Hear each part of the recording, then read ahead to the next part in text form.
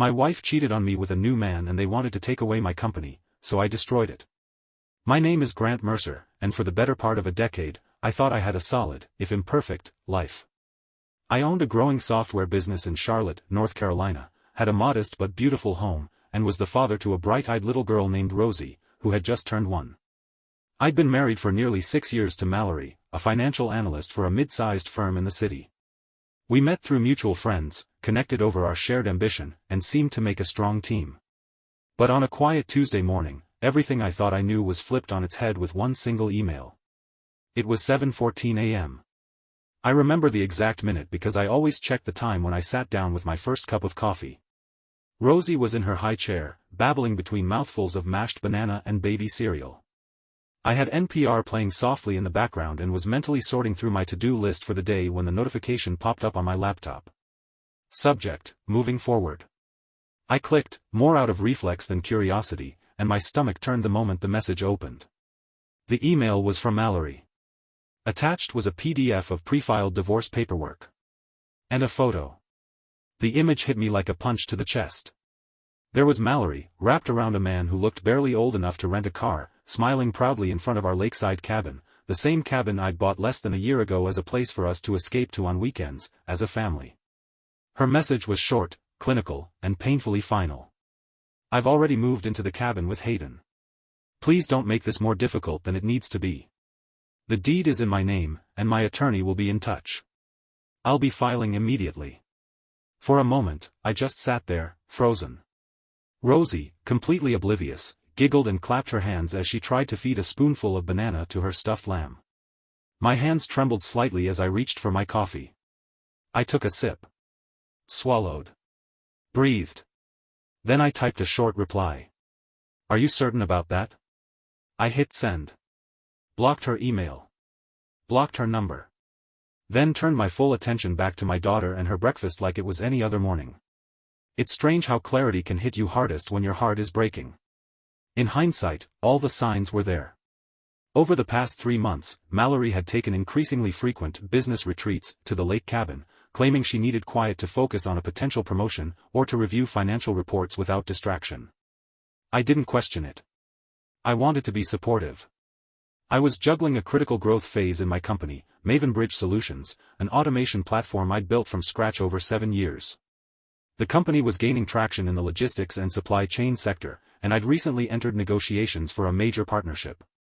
I had more on my plate than ever, but I still made time for Rosie, for Mallory, for family. Or at least, I thought I did. But those trips to the cabin weren't for work. They were for him. Hayden, as it turns out, was 24 years old. I'm 36. Mallory is 34. From the few social media breadcrumbs I could dig up, Hayden worked in marketing, loosely, and had recently started dabbling in real estate consulting, whatever that means. He was lean, gym-tanned, and liked to take shirtless selfies with inspirational quotes in the captions. The cabin in the photo? That was my cabin. I'd paid for it in full, no mortgage, using profits from a product launch earlier that year. Mallory had insisted we put her name on the deed for tax reasons. I didn't love the idea, but I agreed, after running the whole thing through my legal team. I wasn't naive. Just trusting. But trust and preparation aren't the same thing. When I'd agreed to include her name, I also had my attorney draft a set of internal documents clarifying the ownership. That paperwork was stored securely, along with proof that every dollar used to buy the cabin came from my business accounts. As I sat in my home office that morning, Rosie now napping upstairs, I forwarded those documents to Caleb Whitaker, my lawyer. I knew I had to act quickly. I didn't know how far Mallory would go, but I'd already seen her take the first step in attempting to claim something that was never hers. Then I opened another window on my laptop, a live feed from a set of small security cameras I'd installed at the cabin 3 months ago. Mallory didn't know about the cameras. After I noticed a few strange transactions on our joint checking account, charges in the cabin's area on days she wasn't scheduled to be there, I got suspicious. I didn't confront her. I didn't even bring it up. Instead, I installed 2 discrete Wi-Fi-enabled cameras, one in the foyer and one in the main living room. Just in case. That just-in-case moment had arrived. I scrubbed through a week's worth of footage. There was Mallory, laughing with Hayden. Cooking dinner with him. carrying in boxes of his clothes. At one point, he sat in my reading chair, wearing my sweatshirt, holding a glass of wine from our wedding set. It was all there. Every betrayal, recorded in high definition. I downloaded the files, labeled them, and saved everything to a secured drive. I expected to feel devastated. Broken. But what I felt instead was something else entirely: cold focus. There was no version of this story where I came crawling to Mallory or begged her to reconsider. She'd made her choice. But she'd made it thinking she was 2 steps ahead of me. She had no idea how wrong she was. I called Caleb again. We scheduled a meeting for noon. I printed the financial records, the property agreements, the proof of sole ownership on my business accounts. And then, something else occurred to me. I opened our joint savings account. Gone. The college fund I'd been building for Rosie, just over $92,000, was completely emptied. The transaction had gone through the day before. Transferred to an account I didn't recognize. One that didn't belong to either of us. I sat back in my chair, staring at the screen. That's when it clicked. This wasn't a moment of passion for Mallory. It wasn't a slip or a selfish escape. This was a plan. And I had to be 10 steps ahead. By the time Caleb arrived at my house that afternoon, I had compiled everything I could: documents proving the source of the cabin's funds, security footage, banking records, and a digital paper trail of Mallory's increasingly secretive behavior over the last 4 months. Rosie was napping again upstairs, blissfully unaware that her world was shifting under her feet. I watched her on the baby monitor for a moment before meeting Caleb in my home office. We didn't waste time with pleasantries. "I'm assuming she doesn't know you've seen the footage," he asked, already flipping through the financial records I'd printed. "No." I replied to her email and blocked her. "That's all she's heard from me." "Good. Let's keep it that way for now." We worked through the afternoon. Caleb's brow furrowed as he reviewed a screenshot from Hayden's social media that I'd found earlier, him and Mallory clinking wine glasses on the cabin deck with the caption "Fresh Starts and Lake Views #New Beginnings." "It's brazen," Caleb muttered. "But this helps." "What do you think her endgame was?" Caleb looked up at me. "Honestly? It looks like she thought you'd roll over. That you'd be too caught off guard to react fast enough. Maybe she thought she could lock down property rights before you could contest. Or maybe she underestimated how much you'd prepared." He wasn't wrong. I hadn't built Maven Bridge by being passive. From the moment I started the company, I kept every business asset insulated from personal risk. My legal and financial advisors were involved in every decision. I'd even structured my income in a way that minimized exposure to marital claims, just in case. Mallory never showed much interest in my company's structure. She was more invested in the idea of my work than in the details. She used to joke that my tech talk gave her a headache. So while I respected her intelligence, I always found it odd that she never asked deeper questions about how the business ran. Until I saw the email Caleb pulled up on his screen. It was one I hadn't noticed before, recovered from a shared cloud folder we'd used in the early days of our marriage. It was from Mallory to a friend named Delia, dated almost 8 months back. "He doesn't listen to any of my advice. Keeps saying his business is handled. Honestly, I think he just doesn't want to admit he doesn't need me. And now he's making more than me, and it's embarrassing. At least I'll be CFO soon." CFO. That's when it clicked. Mallory had been quietly gunning for a promotion at her firm for over a year. Her company, Lankham Ridge Financial, was a mid-tier consulting firm that handled wealth management and corporate strategy. I'd met a few of her colleagues at holiday parties. Professional. Polite. All playing the game. And at the top of that ladder was her boss, Ellen Stratton. A woman known for her bluntness and refusal to take risks on unknown names. Unless, of course, there were favors involved. I did some digging on Hayden. Ryan, my assistant, said over the phone that evening. "He's not just Mallory's boyfriend. He's Ellen's nephew." There it was. Suddenly, the connections made sense. Mallory's rapid advancement. The strange confidence in her email. The boldness to try to claim the cabin. Hayden's smug behavior online. They weren't acting like they were hoping to get away with something. They were acting like they already had. That night, after I put Rosie to bed, I sat in my office and let the weight of it all settle in. Mallory hadn't just betrayed me emotionally, she had partnered with someone directly connected to her boss in an attempt to strip assets, claim property, and, as I'd soon find out, infiltrate my business. I opened my secure server logs and began scanning network access points from the past few weeks. There were a few attempts to log into restricted backend systems from devices not on my whitelist. Most were blocked outright, thanks to our protocols. But one of them had used credentials that Mallory would have had access to back when I'd first started Maven Bridge, before I implemented two-factor security across the board. They didn't get through. But they tried. By the next morning, Caleb had filed preliminary motions to protect my business assets, freeze the cabin's deed, and issue a legal notice against further withdrawal from our joint accounts. He also recommended hiring a private forensic accountant to trace where the college fund money had gone. By noon, we had a name, Ocean Crest Holdings, a shell company registered offshore.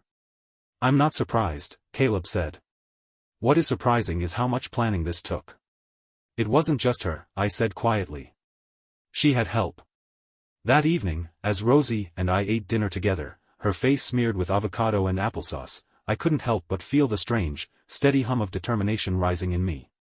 Mallory had tried to start a new life at my expense, but her plan had one flaw: she believed I was just the accommodating husband she could maneuver around. She forgot that I was a builder. A strategist. That I had spent my entire adult life thinking 10 steps ahead. She'd made her move. Now it was time to make mine. The next 48 hours were a whirlwind of discovery.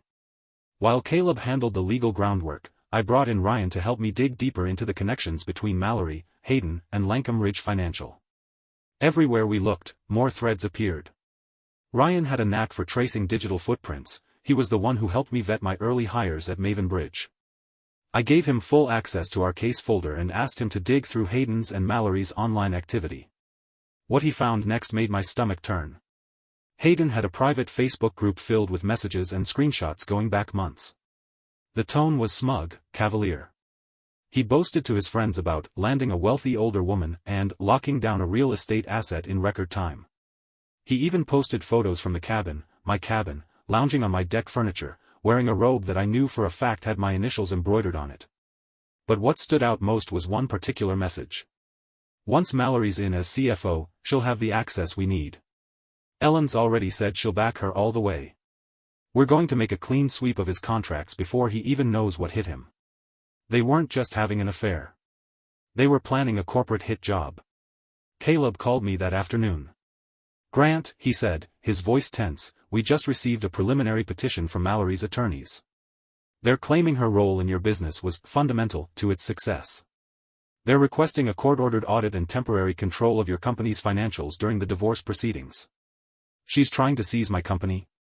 She's going to try to prove that you built Maven Bridge using her financial connections and strategic advice."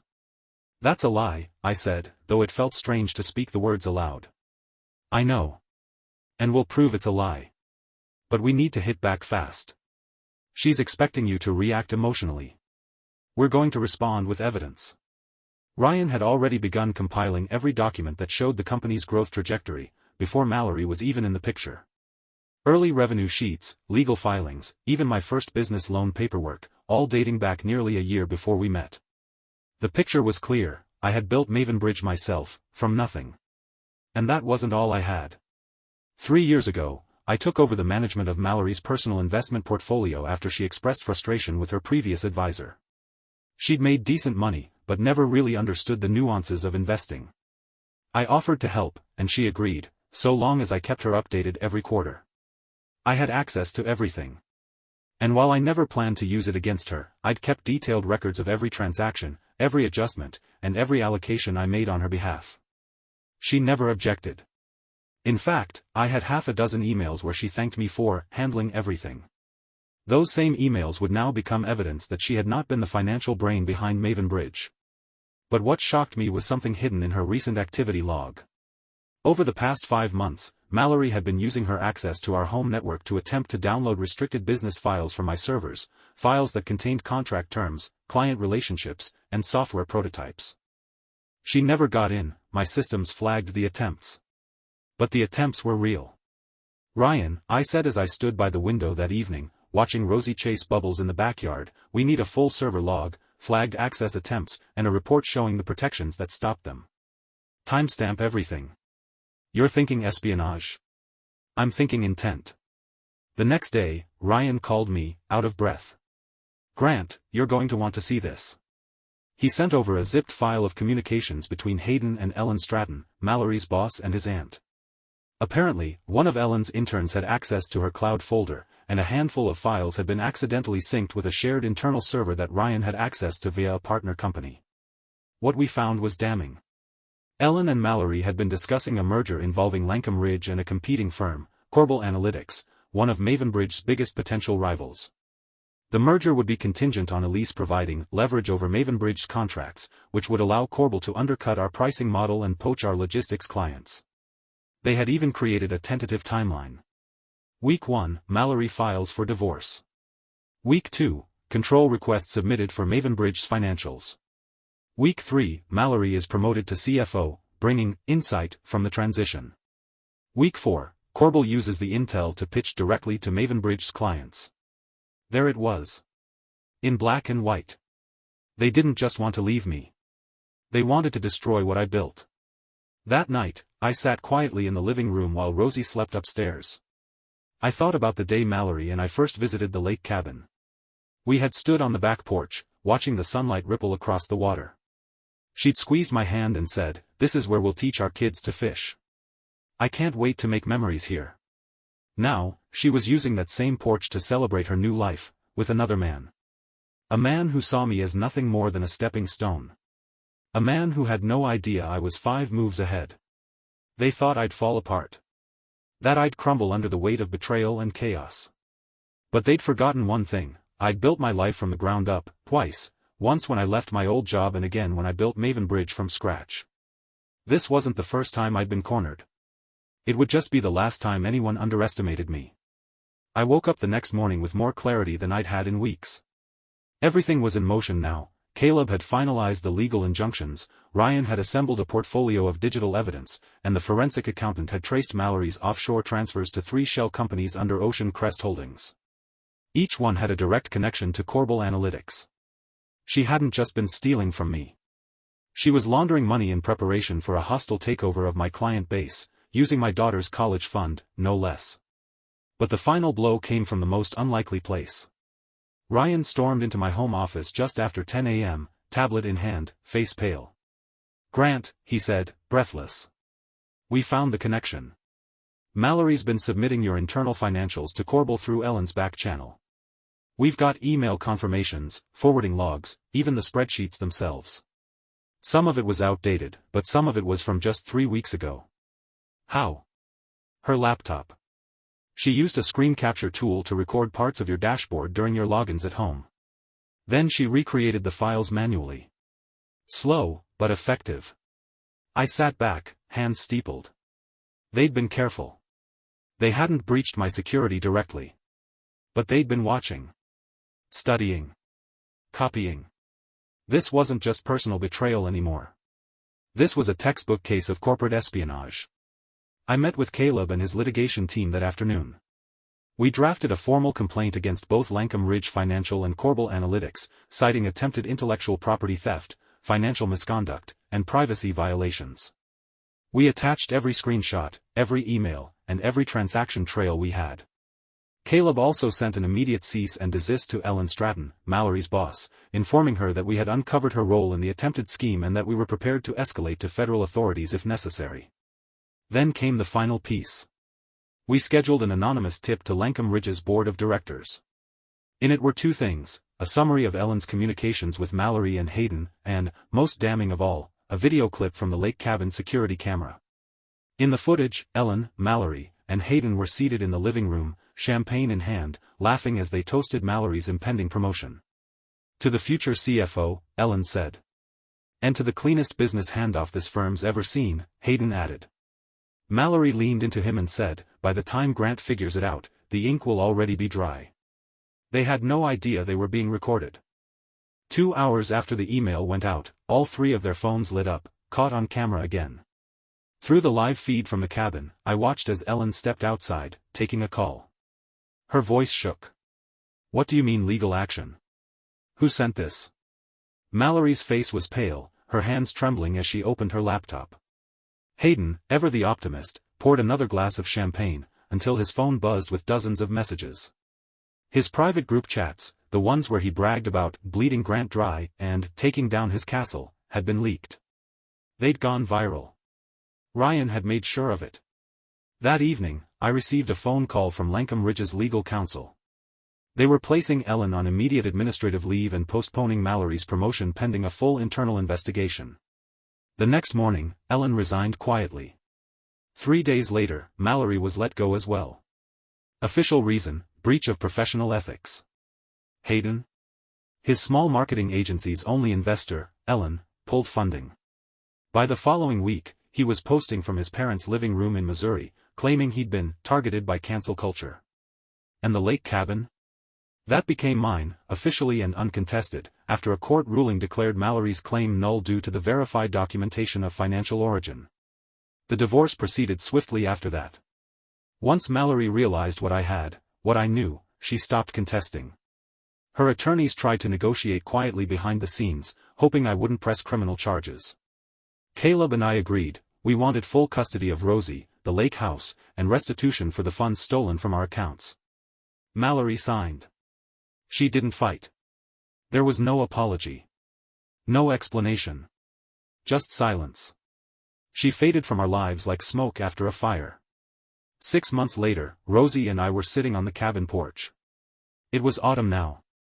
She was walking, just barely, and holding my hand as we watched the leaves fall across the lake.